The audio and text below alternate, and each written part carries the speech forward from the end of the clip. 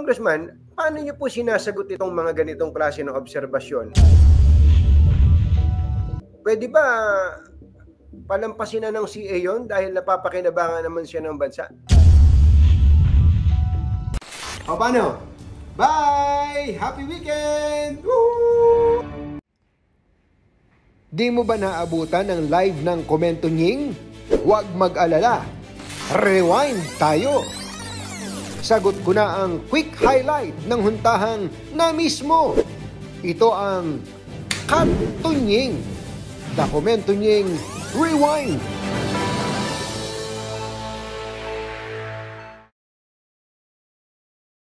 Tingnan natin kung magkakaroon ng isa pang pag-aagenda.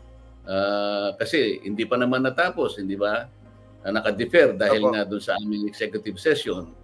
Ang titingnan natin ngayon kung kailan at anong araw siya muling isasalang sa harap ng Commission on Appointments.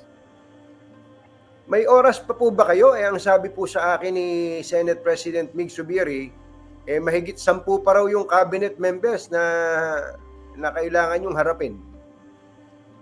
Medyo marami pa Katonying, ano? At nandyan yung Secretary Lutilla, Secretary Pascual, Secretary ng Housing, Secretary ng DICT.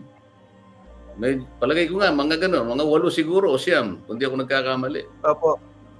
So, kung sakali po naabutan kayo ng break, ano pong, parang technically bypass ulit itong si Secretary Tulfo, ganon?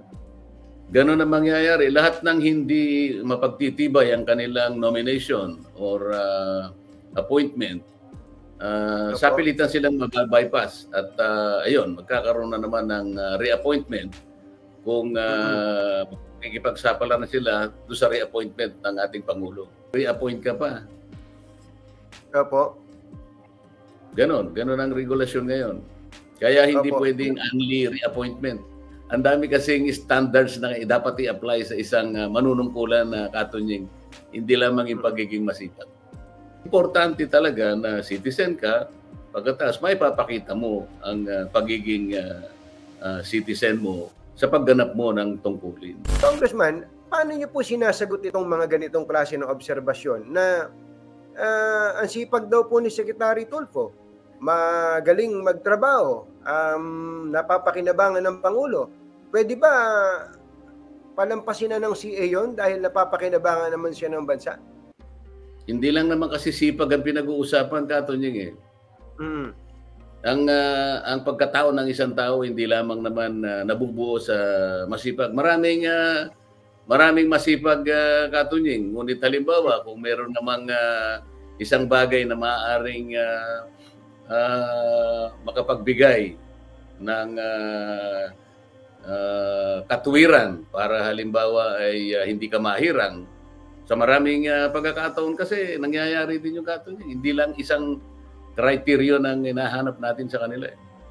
So siguro ang pakikiusap na lang natin, Katonying, ay sa pagganap natin ng tungkulin ay kung merong halimbawa ay hindi masyadong nasakyan yung ating pamamaraan o yung side na ating pinuntahan, gusto ko sanang malaman nila na ito ay dahil lamang sa tawag ng tungkulin na wala tayong layunin na manira o ibagsak ang isang tao, kung hindi ang lahat ng ito ay bahagi ng tungkuling sinumpaan natin, particular na po dito sa Commission on Appointments, na kung saan ay kinakailangan talagang makilatis natin, mahimay nating mabuti, masilip nating mabuti ang kakayahan o maaring kawalan ng kakayahan ng isang nanombrahan ng Pangulo para magsilbi sa ating bansa.